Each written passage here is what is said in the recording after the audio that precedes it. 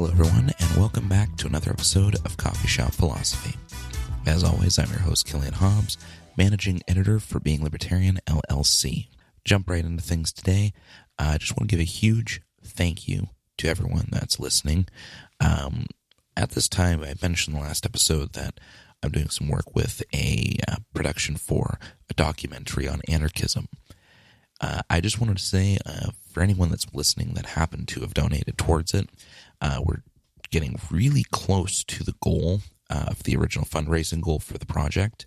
It's sitting at about $10,000 out of the $15,000 goal that was the original goal for getting the film off the ground and everything running. So if any of my listeners happen to have been among those that donated to the project, then thank you very much. If you haven't donated, then, well, the option is there. You can find it just by searching on Facebook for Stateless Productions, and you can find the link there to the Indiegogo launch page, find out what the project's about, and get a bit better idea of what your money's going towards and what it actually is going to help accomplish. Jumping into the episode today, I wanted to do something not necessarily different, but a little different. One of the things that I noticed with some of the Bad Arguments articles I put out is I recently started doing, every once in a while, I've only done about, I think, 2 of them so far, but every once in a while I'll put out rapid fire fallacies. So just a quick little collection of one-shots. Just here's one, here's another, here's the next one. Quick, brief, easy, straight to the point as to what they are, the political implications of them, or the ways that they get used in different forms of public discourse that we have, just to really kind of highlight where these issues come from and to explain in better detail the ones that realistically I'm not going to stretch into an entire article, but the ones that are still important. So there's a lot of topics like that I find I could, if I really wanted to, throw all of that extra time into making it one solid piece, whether it's the Bad Argument series or even for the podcast here. There's some topics where I could devote an entire episode to them, but to do that would involve me either stretching it out or bringing it forward enough that I end up leaving a whole bunch of loose ends because of how in-depth some of these topics get. I mean, for example, if I was discussing, say, anarchism, I could take anarchism, and explain concepts of anarcho-capitalism, some of its history, so on and so forth, but in the course of an episode that's only, 30 minutes long, in order to really do that, I would get to a point where I'm either going to have to start breaking down the entirety of Austrian economics, or I'm going to have to start getting into the true history behind the anarchism, or even maybe splinter off into explaining different schools of anarchism. And it leads to almost a fractal effect, I guess you could say. So that's why I'm always a little, I don't want to say iffy. Iffy seems to be the right word, but I don't want to commit to that word, if that makes sense. I'm iffy on the word iffy. But effectively, there's some things that I could expound into really in-depth details on. And then there's other things that, to do so would be to stretch it a little bit. So what I decided to do for today's episode, doing something a little different from the normal ones, is I'm just going to take some common misconceptions that I've encountered. Just basic common things. And instead of, taking one or two and making the entire episode about them, I'm just going to try to kind of collect them together and try to explain them in brief detail so that we can just kind of clear them all up at once. So one of the first ones I wanted to start off on was the concept of anarchy itself. Now, the people that are listening to this, they know better. I'm wasting my time if I try to explain this in depth to the general audience that I have for this. But if there's one major misconception with anarchism that needs to be knocked down, it's the concept of lawless chaos. That is not at all the concept of anarchy. What anarchy is supposed to be is the idea of being free of coercive forces, or at least minimalistic coercive forces. So, for example, you might consider, I'll use the Hayek example, the nagging wife could be considered a form of coercion. The mopey husband is a form of coercion because they use emotional pleas and a form of basically emotional abuse, if you will, to try to control the people around them. But many philosophers have challenged that notion of coercion and disagreed to a degree with Hayek on that terminology. He uses that example to express the fact that not all coercion is physical force. Now, before you think that I'm getting out of the weeds here because I said I was going to start talking about anarchy, I wanted to explain that part before I explain how interactions and relations work in anarchy and the concept of being freed from coercion. You kind of need that backbone a little bit to explain it better.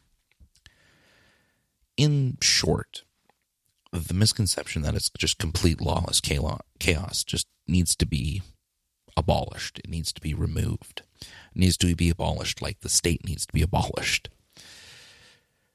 In anarchy, you are free from the physical coercions of an entity or a group, such as the state, or any other group that we would inevitably call the state, that tries to supersede over the property rights and the freedoms of the individuals. Now, that's not to say that if you work at a company, that a boss cannot force you to do your job. That is technically a form of coercion, telling you you are going to do your job the way that I want you to, or you're going to lose your job whether you need it or not. That could be considered a form of coercion. That said, though, that's also not what anarchy is about. Anarchy is about removing the non-voluntary forms of coercion in your life. You can consider, going back to the mopey husband or the nagging wife, those could be considered forms of coercion, but, well, you married them. You do have the choice of getting out of that marriage, circumstances permitting. I'm not going to pre-assume everybody's life here, but it's a choice that you made to enter into that. Same way as you chose to enter into a specific job, chose to work for a specific person, or whatever other commitments you might have led to that lead to coercive forces working against you and trying to direct the way that you act or the things that you need to do. Those are all technically voluntary forms of coercion, though. You choose to enter into those situations. You do not get that choice when it comes to the state. It's not an option. And regardless of the amounts of coercion that's involved there, it doesn't change that it's non-voluntary coercion.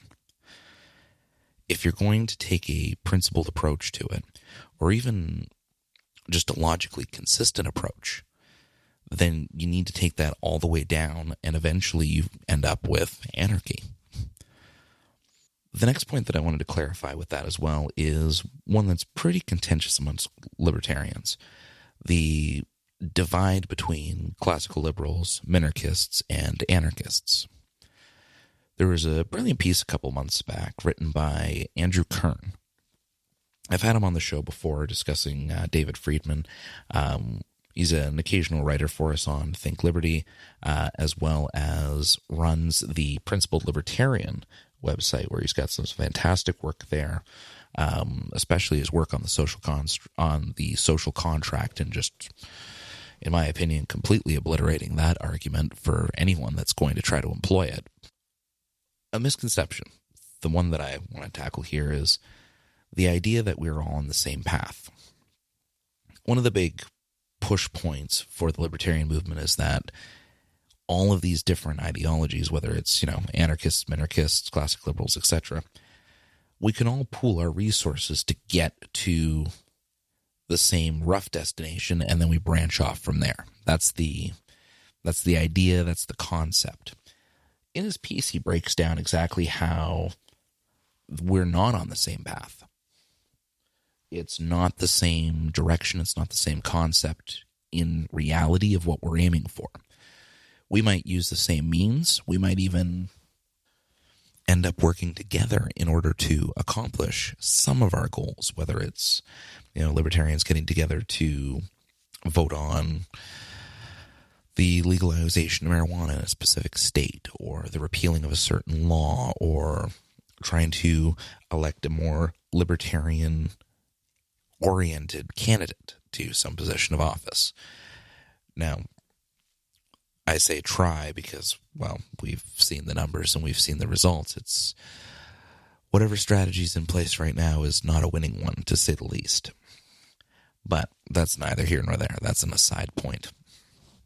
The main point, though, is that while we might all be under the umbrella term libertarian, it doesn't mean that we're on the same path. Same thing could be said of, right libertarians and left libertarians, or even, say, anarcho-capitalists and anarcho-communists. Aside from the joint point of saying that we are against the state, there's very little else ideologically that really would say that we're on the same path. However, as far as end results are concerned, and this might sound a little strange to some of you listening, anarcho-communists and anarcho-capitalists are more in line with each other than ANCAPs are in line with minarchists. That sounds strange, I know, but you have to think of what the end goal is. The end goal with anarcho-communism is the removal of the state, in which case people can then participate in communal living and set up different forms of commerce away from the capitalistic systems and all of the other aspects that make up anarcho-communism. Anarcho-capitalists want to be free from the state so that they can practice markets their way and actually have free markets and free exchange and proper, true ownership of land where you don't have to worry about the potential of expropriation, or you don't have to worry about paying tax on land that you already own, or any other silly concepts like that, or having an all-present force directing how you can use your property, your time, and your money, and taking a cut every time that you do anything with it. In that sense, the end results of anarcho-communists and anarcho-capitalists are closer, simply because both sides want to be free from the state so they can do their own thing. Minarchists, on the other hand, want there to be a state at the end. They want what really works out to be kind of a, in my opinion, if we're following the slippery slope, so to speak, an almost more dangerous concept, if you will, because they want a night watchman state. They want it stripped down to bare bones protections, military, police, the very, very essential things that they don't think that a market should realistically be in control of. The only thing that I find really problematic with that, other than, the concept of the state existing still anyway, the biggest problem that I find with that is the idea that the only aspects that are going to remain are the same aspects that get abused in grabs for power. The existence of the taxation mechanism, the control of the currency, the use of physical force through police and military. It's all of the key aspects that anarchists want removed. And that's exactly the things that minarchists want to keep at the end of the day.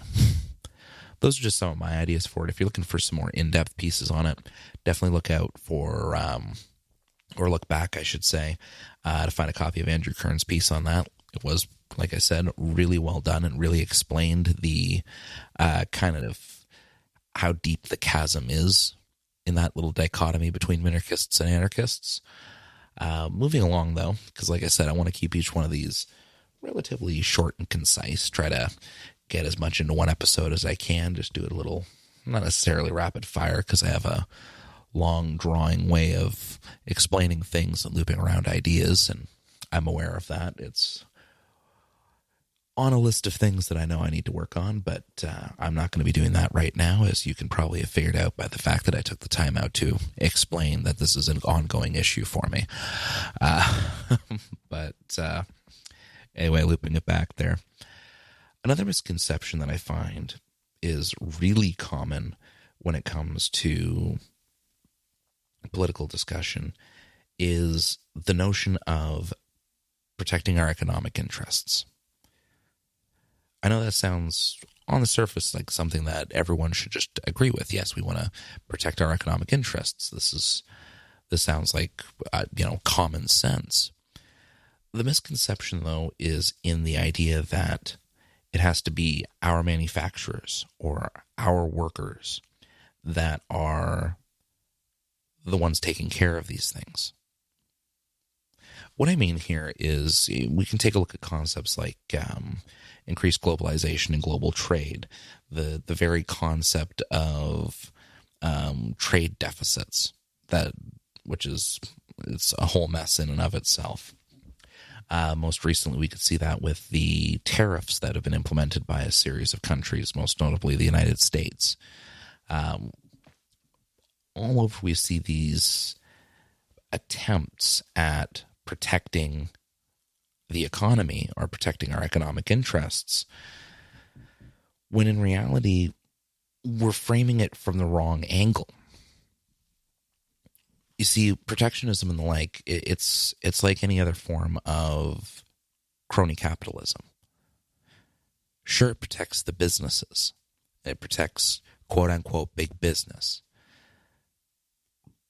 But we shouldn't be directing policy if we're going to bother. I should frame this.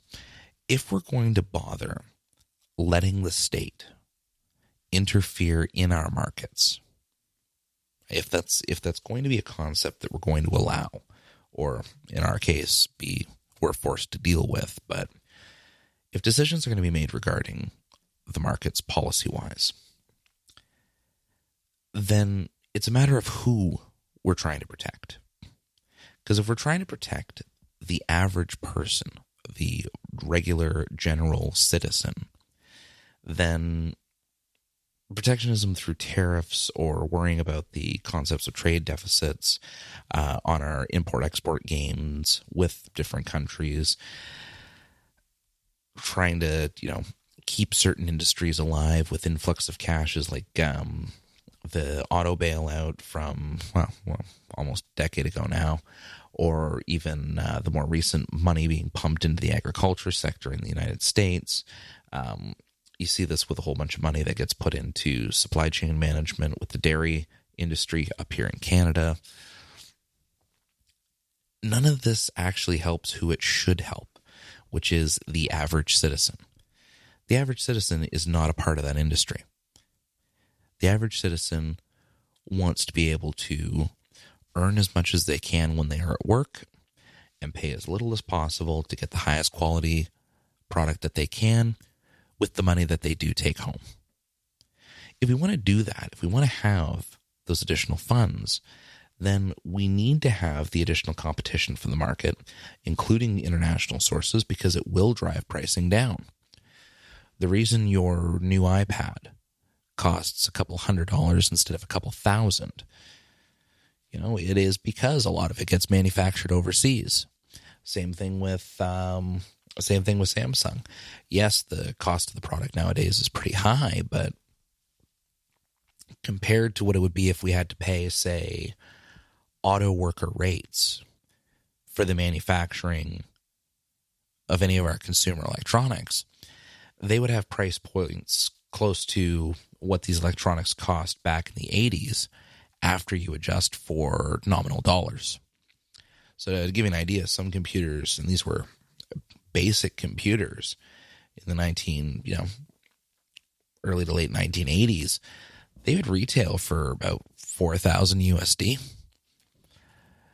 You work that into nominal dollars, and you're talking about charging, $18,000-$19,000 for a basic computer. Something that by today's standards, we pay only a couple $100 for it.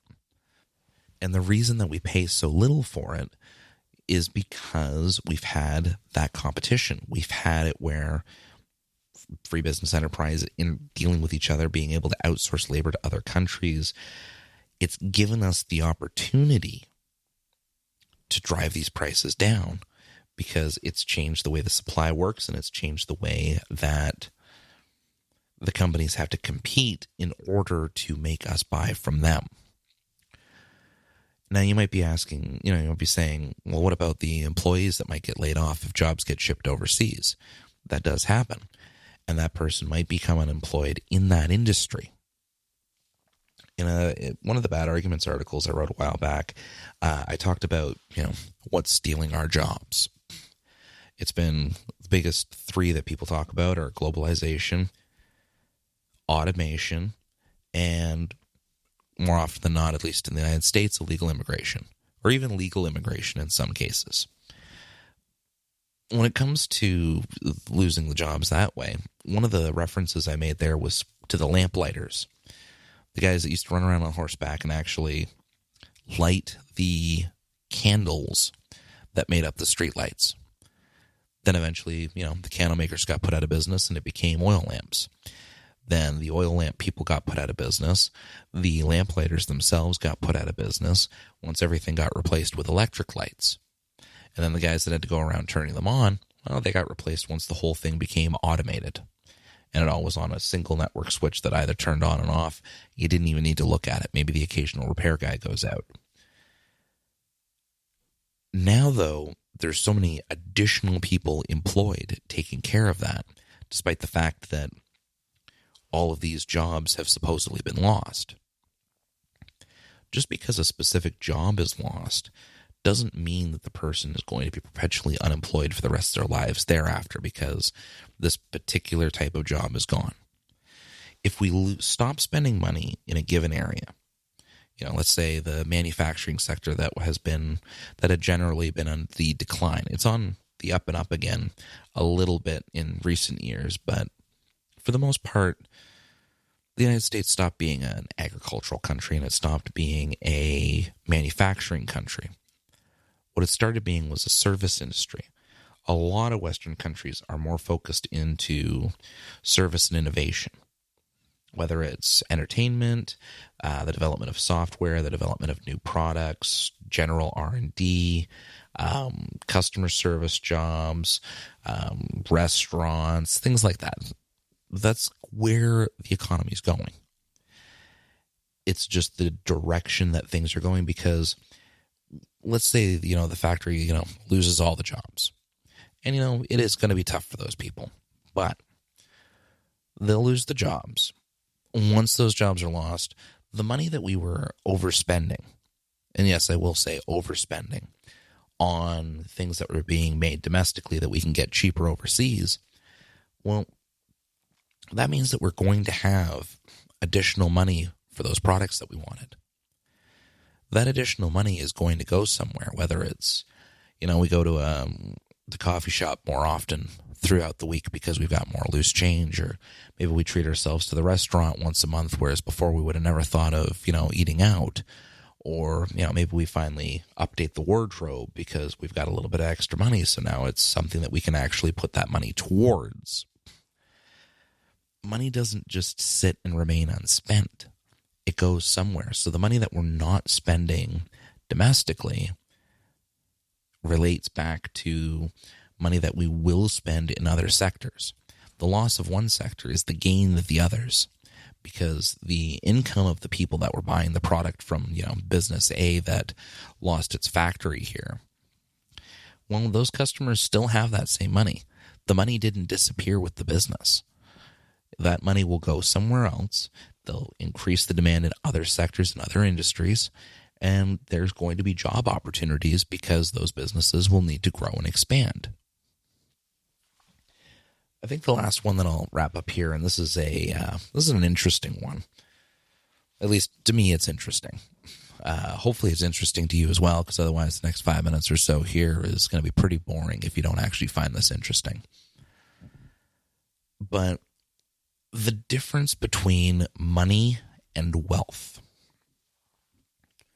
There are so many misconceptions when it comes to the difference between money itself and the actual concept of wealth.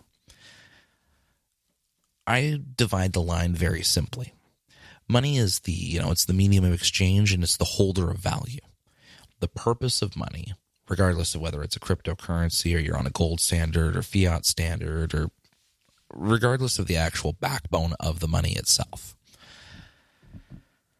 the purpose of money is to be a almost objective holder of value and to be used as a medium of exchange. That way everything can be put to everything can be related back to one specific thing. In the case of most economies, it's related back to a dollar or a yen or a pound or whatever your country calls it. That is different from wealth. Wealth is the actual things you can do with that money. Wealth is, the quality of the food that you eat and you're able to purchase. It's the houses you're able to buy or the place that you're able to rent. It's the car that you can own. It's the things that money goes towards, whether you're consuming them or just simply owning them. That's what wealth truly is. Money in and of itself isn't wealth, but rather it's wealth in waiting, because it doesn't truly translate to wealth until it's spent. This is why you see the wealthiest people on earth. The money that they bring in almost immediately goes right back out the door because they're expanding in their business. They're growing it. They're buying up another business and having someone manage that so they have another flow of income coming in, or they're putting the money into R&D so they can have a new product in the market. They're always taking the money in and reinvesting it. They're spending it to actually expand what they own and what their hands are in and what they're working with, rather than just sitting on the money. This is another thing that's interesting with this, though. And you see, the wealth money debate, that's one of those ones that I could have made a 2-hour episode about. I'm just going to leave that one on its own, as that there's a key difference between money in and of itself versus wealth as an actual concept. It's a big misconception, and it's one thing that I just wanted to clarify because it drives me up the wall when the two are conflated. But anyway, it leads to a rather interesting notion. Henry Hazlitt, in his book, Economics in One Lesson, he touched on this. Can't remember the name of the actual chapter. I think he called it The War on Saving. I can't remember if it's chapter 28 or 29 or something like that.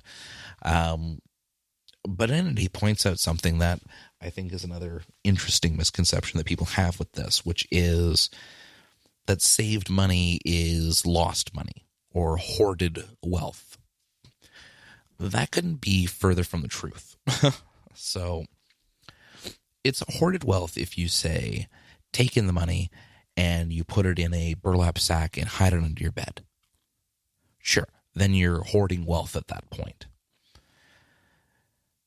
But if you're putting the money into a bank, if you're actually depositing the money, there's only one of two ways that money goes. Either you've put the money in to be invested. You've invested it in some way, shape, or form so that it's accumulating some form of return for you. Or if you just deposit it and leave it in your account, the bank then has that money. And when the bank has that money, they'll use that in purchasing more securities in order to cover the credits that they put out. Or they'll use it for their own investments so that they can grow the finances of the bank. That way, they've got the money back if and whenever you decide to actually pull your money out. The money doesn't just sit there. The money gets transferred into numbers on a column sheet that sit there until you do something with it. But the actual money that was given over to the bank gets spent by the bank. It either gets, like I said, either invested by the bank into securities so that they can put out more credit and more loans, or they put it into actual investments so they can get a return, in which case the bank then profits, and then they have the money to be able to pay back anybody that's looking to pull the money out of the bank. There's no such thing as hoarded wealth in that sense, because even if someone does hoard the wealth, the money is still going to end up back in the economy, rotating and going through the cycles and doing everything that a regular economy leads to, in which case it's going to generate more wealth and it's going to stimulate the economy in that sense, because any money spent creates some form of demand. If the money is being spent on something, that means that that means the demand has been presented, and there needs to be people out there that are capable of fulfilling it. In which case, money spent leads to jobs, leads to the regular person having another opportunity presented to them to be able to partake and be able to get their own wealth so that they can start building up their future and doing everything else that is a part of the quote-unquote American dream. Even though I think getting a good chunk of money is the dream in pretty much every country, but hey, it's July 4th. I'll let you guys have it. So on that note, speaking of July 4th, hope everybody has a great celebration out there. Enjoy the fireworks. Try not to shoot each other with Roman candles, because, well, all it takes is one flicked wrist in the wrong way and then someone's eyes are gone. Yes, I just made a reference to shooting your eye out. I'm at that point in my life where I'm actually saying that.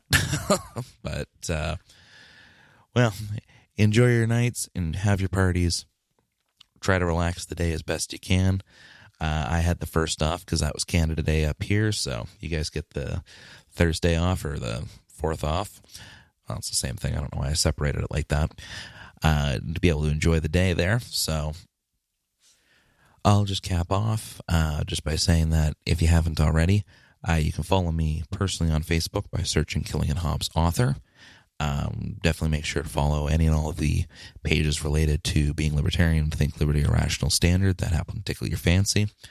And as always, if you liked what you heard and you'd like to hear more, I'll see you again next week.